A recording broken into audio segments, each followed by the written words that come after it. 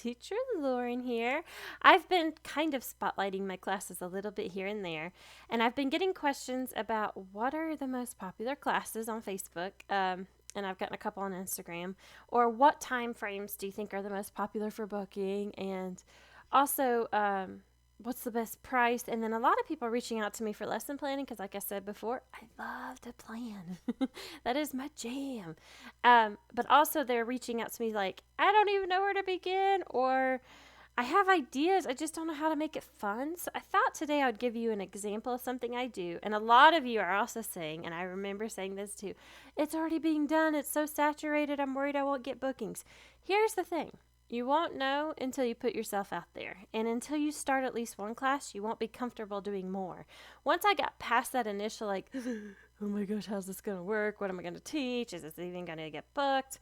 Once I put myself out there, it just flowed and it just happened. So I'm here to tell you guys, just try. If you're wanting to check out Outschool, I have links below that if you will please use. Those are my referral links, and I do earn a little commission if you use those. But I won't be able to reach out to you if you do, so please email me at popjoyprince@gmail.com if you do use those, or for VIP Kid even.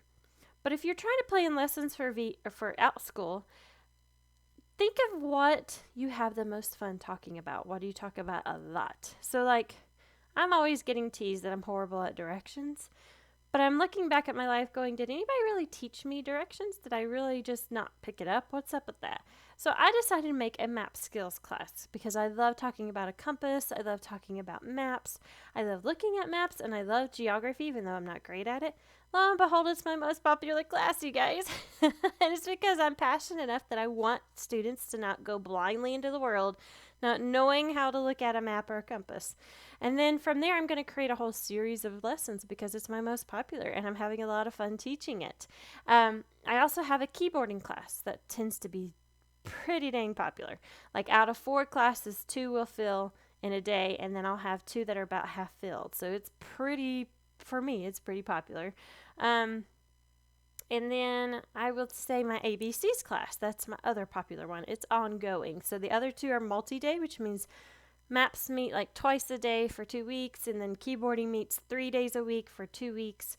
So with that in mind, I tend to have, with ABCs, it's ongoing, which means it's 1 time a week. And I tend to have kids come and go because you can easily come and go through that. They can sign up, take a class, and then and then withdraw, and then come back another week if they want to. It only charges them for the weeks that they come. So with that in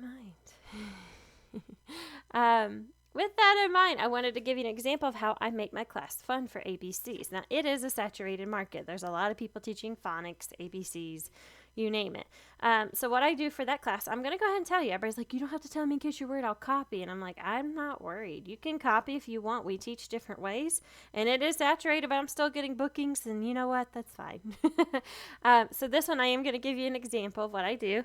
So what I do is I come on screen. I say, hello, my name is Teacher Lauren. What is your name? And I have them introduce themselves unless I already know them from the week before. And then we go over the letter of the alphabet. We talk about what's your favorite animal, or I say what's your favorite movie, or something along that line to get them warmed up. Then I say, well, we're here to talk about the ABCs.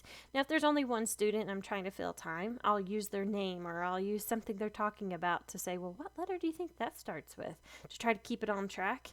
And then we'll sing the ABCs together. I tell them, I'm not a very good singer. I need you to help me. And we'll sing the ABCs together. Usually it's me singing, unfortunately. These poor kids. And then we finish with ABC song, and I say, well, there's 26 letters up there. What letter do you think we're going to do today? And they'll go, and I'll say, I'll give you a hint. It's on the green row. It's on the blue. It's on the orange, whatever. I'll try to keep it going and try to keep, time flowing. And so they'll guess, and then I have a PowerPoint that I've made that I've loaded to Google Slides. I prefer using PowerPoint. It's just a lot easier to me. But I load it to Google Slides, and then I pull it up on my drive, and I share my screen, and I say, oh, what do you think it is? And they'll go, oh, they saw it or they didn't because I do it so fast. And images pop up on the screen. I tell them to guess the image. What do you see? And they'll be like, a bird? And I'm like, bird, yeah. And then bacon and so on and so forth. And I'll be like, what letter do you think it is? Is it B? And then we go through that. So then after we finish that, we come back together again and we do a, after we talk about what the sound of the letter makes, the main sound that that letter makes, then we go on a scavenger hunt. We go find something that starts with that letter to help with my kinesthetic learners that just can't hold still because I'm teaching littles, 3 to 6 year olds, so they got to move.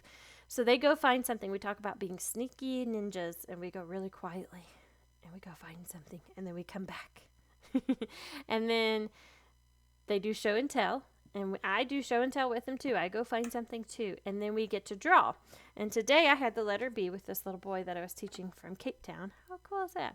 And he was supposed to vote on which of these he makes. They are not super perfect or anything. They're supposed to be a little funny, but we just trace our hand and make something. I was going to do it with paint, but I was trying to make it easy on parents.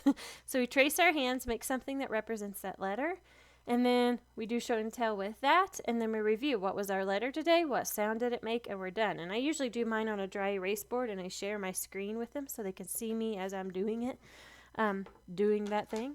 So that's simple. Like, there's not a ton of prep. I've made all these ahead. I just took like one full day and then half of another day to make the PowerPoints, to trace every single one of these for letters. And I've got a little pouch right here beside me in my cart that I stick them all in alphabetical order. In fact, I'm going to put these guys back as we're speaking so I can find them again next time. The PowerPoints I just made while watching TV. And my husband helped me with a couple of them.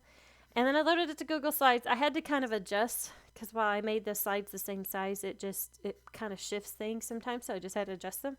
And I'm done. So now whenever somebody books me, I look and see what day it says we're on. And I've got a list of those in the description of the class. So I just scroll down and go, oh, day 6. This is what we're doing. And I pull that slide up. The most prep I have. That's it. So just to give you an idea of a simple, fun, easy, really great class to have. Boom. So take something that you find easy to teach, but you enjoy teaching. You get excited when they learn it. And then take that topic and go, how am I going to teach it, first of all? And how many days am I going to need to teach it? How much time am I going to give to it? That's only 25 minutes of a class, and I charge $8 for that class. I don't want to charge $5. There is a little bit of prep. And I wouldn't probably go to 10. That's a little much when people have littles. Well, they tend to feel like that's a lot of money because littles are expensive. So I keep it about 8, and I do really well with that. My friend charges $10 for hers, but she puts a lot more into hers. She goes fishing with them. It's a Paw Patrol theme, and she also does not only like a go find something here, she also does colors. She does like a ton of things, and she does extremely well. Her class stays full all the time at $10, but she has a lot more she's putting into it than I am. So I keep mine about 8 and do really well. On Sunday afternoons, I either book full or over half filled. And then throughout the week, there'll be like 2, maybe 5 learners throughout the week. So it varies, and a lot of times parents will use that class to try me out. So a lot of people say, do a one-time class, and I've been doing those. They don't book as much. So I've been doing the ongoing to make it also easy for parents of littles to always have a subscription because it subscribes them, and they automatically will be there for the next class, and it makes it easy on them for booking and what have you. But some parents don't like that, so you know what? Do what works for you. Find your topic, find your passion, plan the lesson itself. And then go, how can I make this fun for kinesthetic learners? What can I do for my visual learners? What can I do for the auditory? How can I make this fun for me? Because I'm going to be teaching it a lot. How can I make this fun for them? And how am I going to manage this so it's really easy every time it pops up on my schedule? And plan more than one lesson. A lot of people just plan one thing and they're like, I just didn't get bookings. I just never got... You got to put yourself out there. Post your links to the homeschool groups that allow you to. Post your links. There's Outschool swap classes where you can go to the Facebook group on Outschool swap, and parents and teachers will swap classes for certain prices or for free for reviews, what have you. So put yourself out there. Pin it to Pinterest. If you use Twitter, use that. If you use Instagram, use that. Put it out there. Ask friends and family to sign up with you and give you their reviews so that way you know what works and doesn't.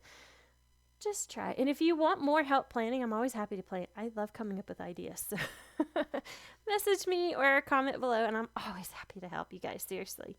And I hope that was helpful. and I'll see you next time. Bye, guys.